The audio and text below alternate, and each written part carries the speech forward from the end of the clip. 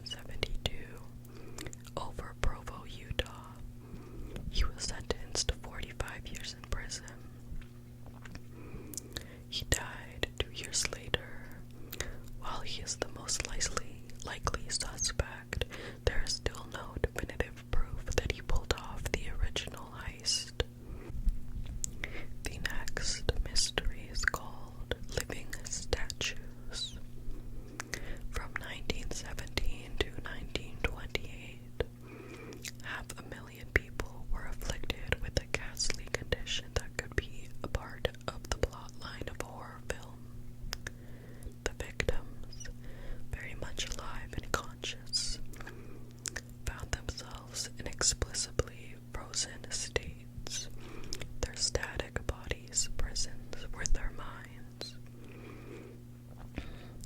Encephalitis lethargica, aka the sleeping sickness, first appeared in Europe and quickly spread around the world, reaching epidemic levels in North America, Europe, and India by 1990. About a third of those stricken with the illness died.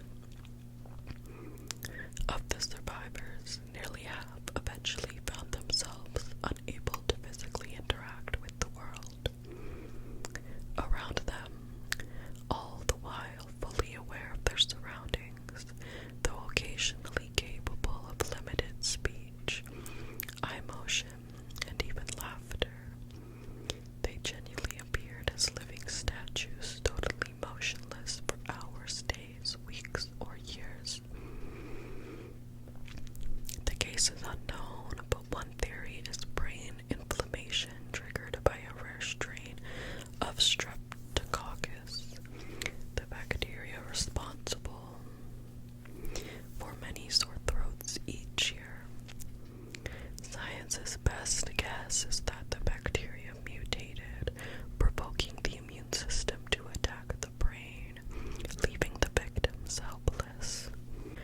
None of this explains why the illness disappeared only to resurface sporadically, be it in Europe in the 1950s or China 15 years ago when a girl was hospitalized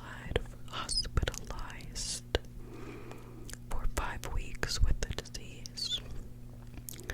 Are such occurrences